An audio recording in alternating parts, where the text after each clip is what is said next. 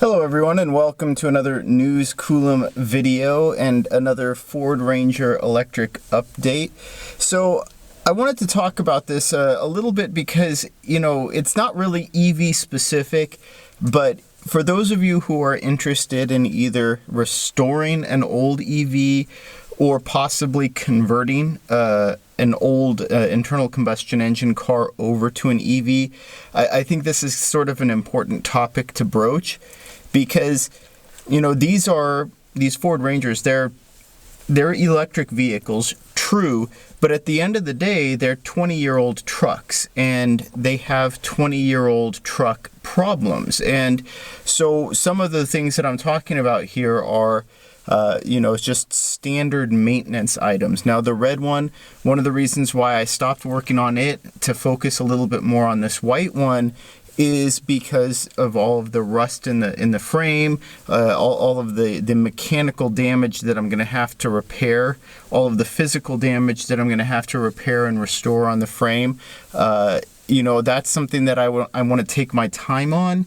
And given that this car is in a little bit better shape, I want to focus on this. Now, whoever was working on that red Ford Ranger before, they did a lot of work on it. One of the things it looks like they did is put on a new brake kit. So new calipers and brake rotors and whatnot. Those aren't factory stock calipers, or if they are, they've been repainted. But everything on the brakes looks new, right? And there's a few other things like the shocks and struts and things like that they've repaired, or the leaf spring connections that they've repaired. So they've done work on it structurally, just not enough that I would feel comfortable driving that truck around. There's a lot more work that I would want to do on it. Whereas this white one is a little bit more straightforward in what needs to be done. However, that being said, when I pulled the rims and tires, because I needed to replace the tires that were on it because they weren't holding air, well, the brakes needed to be done as well. So I ended up having to do a whole brake job. Now, one of the things that's interesting about these Ford Ranger electrics is they're almost like a Frankenstein vehicle, in that Ford didn't use parts from just one vehicle, and they didn't use parts from just one Ford Ranger to make these. And in fact, there are a lot of things that are unique about these trucks. And in changing the brakes, what I found was I actually had to go back and forth to the parts store 3 different times with different brake parts because they kept giving me the wrong rotors. And because what happens is these front rotors are ABS rotors. Well, the Ford Ranger two-wheel drive, which these are Ford Ranger two-wheel drives, didn't have front ABS, even the ones that had disc brakes. And the Ford Rangers that did have front ABS were all 4x4s. Well, the problem there is those have the bearings built into the axle, whereas these rotors actually have the bearings built into the brake rotors themselves. So you end up having to not just get discs that have the ABS built into it, you also have to get the discs that have the bearing races and the housings for the bearings that need to be replaced as well. So there's a whole big back and forth where I had to, like I said, go to the parts store 3 different times. Now, there were millions of these Ford Rangers, and in this case I ended up having to get brakes from the Ford Explorer in order to get them to match what needed to go on this truck.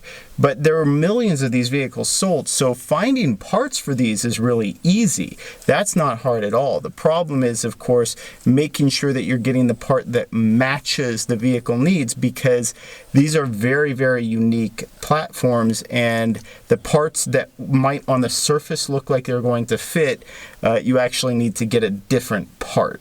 In addition to how corroded and bad the brake rotors were, which I'm really surprised by actually, the other thing that I noticed is with the calipers, whoever put the piston slides in, the piston slide pins, it looks like they used standard lubrication, right? And that's actually not something you want to do. That will actually degrade over time and it gums up. And so the passenger side front rotor of this, part of the reason why it was unevenly worn is one of the slide pins was actually stuck. And so the pad was worn a little bit more than the other side of the pad, and I'm sure it was contributing to some really poor braking in this truck. So I ended up also having to, you know, pull all parts of the brakes basically apart. I didn't bleed the lines though, and that's the one thing that I'm going to wait and see.